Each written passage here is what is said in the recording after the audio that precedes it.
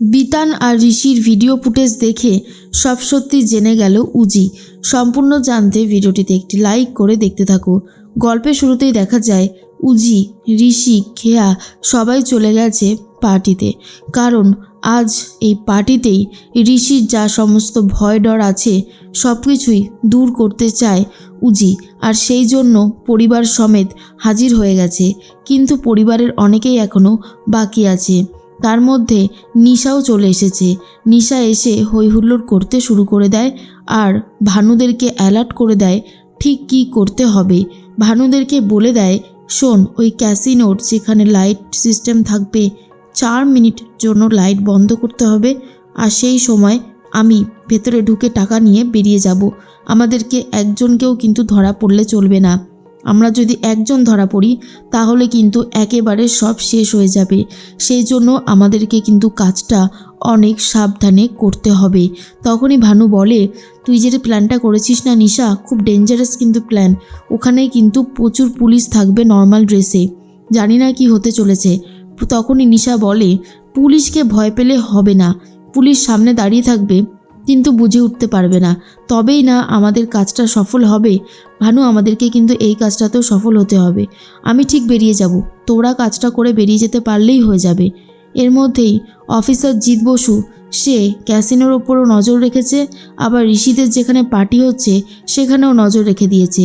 সব জায়গাতে খুব ভালোভাবেই নজর রেখে দেয় আর সবাইকে অ্যালার্ট করে দেয় যে অপরাধী যখন অপরাধ করতে আসবে তখন যেন সে এইবারে আর পালিয়ে যেতে না পারে।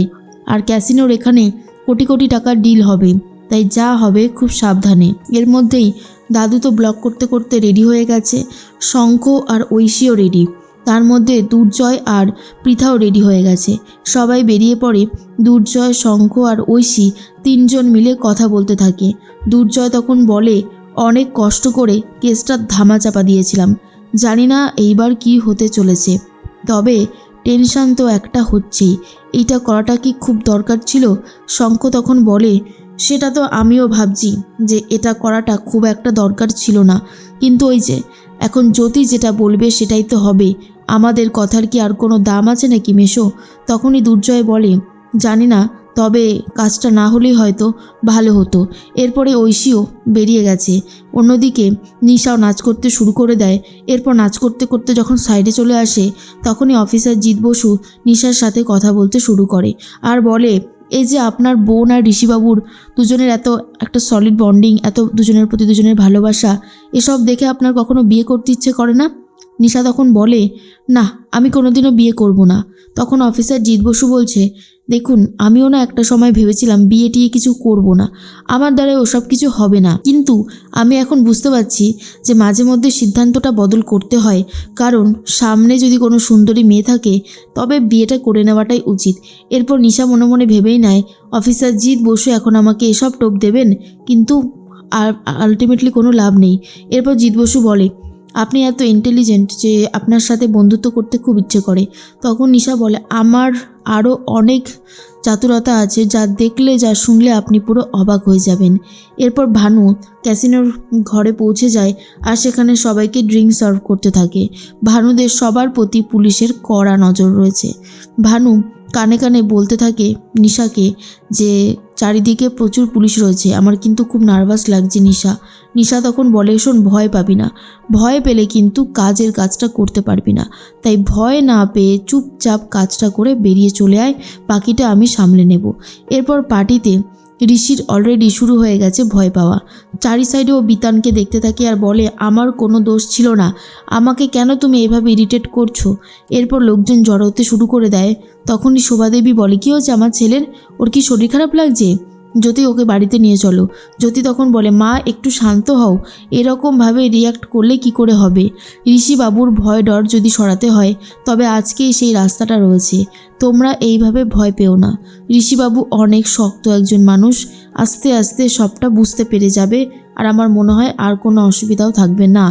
তার মধ্যেই চলে এসেছে অফিসার জিৎ বসু আর বলে, কী হয়েছে ঋষিবাবু, আপনাকে দেখে মনে হচ্ছে আপনি কোনো কিছু নিয়ে খুবই চিন্তার মধ্যে রয়েছেন। তখনই অফিসার জিতের কথা শুনে ঋষি বলে ওই ছেলেটা বারবার আমার কাছে চলে আসে। এরপরই চলে এসেছে ঋষিরই একটা বন্ধু, আর সে বলে বাহ ঋষি বাহ, তোর জন্য আমরা মিডল ক্লাস ফ্যামিলির ছেলেরা রীতিমতো সাফার করছি, আর তুই বড় লোকের ছেলে হয়ে কীভাবে বেঁচে গেলি বল।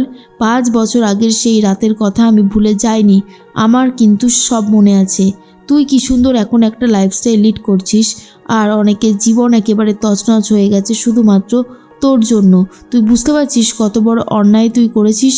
ঋষি তখন বলে আমি কোনো অন্যায় করিনি, ওটা একটা অ্যাক্সিডেন্ট ছিল, আমাকে ফাঁসানোর পরিকল্পনা করা হয়েছিল, এছাড়া আর কিচ্ছু না। তবে আমি এখনও বলছি যে আমি এসব কিছু জানি না, আমি কিছু ইচ্ছা করে করিনি। কিন্তু সেই ছেলেটা বারবার করে একই কথা বলতে থাকে, তুই কি করেছিস আর কি করিসনি সব কিছুর প্রমাণ আমি যত্ন সহকারে রেখে দিয়েছি। এর মধ্যেই নিশা ছেলেটার কাছ থেকে শোনার চেষ্টা করে কি হয়েছে। পুলিশ যখন ছেলেটাকে বাইরে বার করে দেয়, সেই ছেলেটার সাথে আড়ালে আবডালে কথা বলতে থাকে নিশা, আর জিজ্ঞেস করে সেদিন রাতে ঠিক কী হয়েছিল। তখন ঋষির সেই বন্ধু বলে পার্ক স্ট্রিটে যখন সবাই আলো রোশনাই দেখে মজা করছিল, হইহুল্লোড় করছিল, ঠিক সেই মুহূর্তে ঋষির সাথে একটা ছেলের ব্যাপক ধুন্ধুমার কাণ্ড শুরু হয়ে যায়। তারপর ঋষি ব্যানার্জি সেই ছেলেটাকে মেরে ফেলে। কিন্তু ওদের ক্ষমতার জোর এত বেশি, টাকার জোর এত বেশি যে শেষ পর্যন্ত ওদের আর কিছু হয়নি। কিন্তু আমাদের মতন ছেলেরা হারিয়ে গেছে, আর সেই রাগ থেকে আমি আজকে ওনাকে কথাগুলো বলেছি। ঠিক সেই মুহূর্তে নিশা বলে আপনার কাছে কোনো প্রমাণ আছে? তখন সেই ছেলেটা বলে হ্যাঁ, আমার কাছে সব প্রমাণ আছে।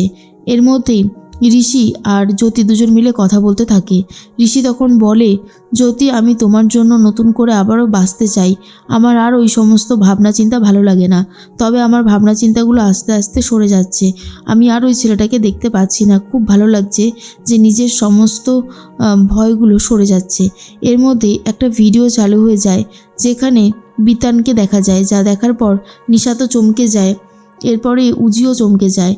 তারপরেই ভিডিওটা চলতে থাকে যেখানে দেখা যায় ঋষির সাথে বিতানের ব্যাপক একটা ঝামেলা হতে থাকে। কিন্তু বিতানকে লোকে মারধর দিতে যায়, বিতানকে বাঁচানোর চেষ্টা করে ঋষি নিজেই। এরপরে বিতানকে রীতিমতো মারার চেষ্টা করেছিল বন্ধুরা, তখন ঋষির হাতে ছিল একটা ভাঙা বোতল, আর সেই বিতানকে ঋষির গায়ের মধ্যে এমনভাবে ফেলে যে অ্যাক্সিডেন্ট ঘটে যায়। আর এই সমস্ত দেখার পর ঐশী তখন ভাবে এই ভিডিওটা এখানে কে চালু করলো, এবার কি হবে মেশো? দুর্জয় তখন বলে অনেক কাঠখড় পুড়িয়ে আমি এই কেসটাকে ধামাচাপা দিয়েছিলাম, কিন্তু মনে হচ্ছে এখন আর সেটা সম্ভব নয়, এখন কেসটা তো পুরোই ওপেন হয়ে গেল।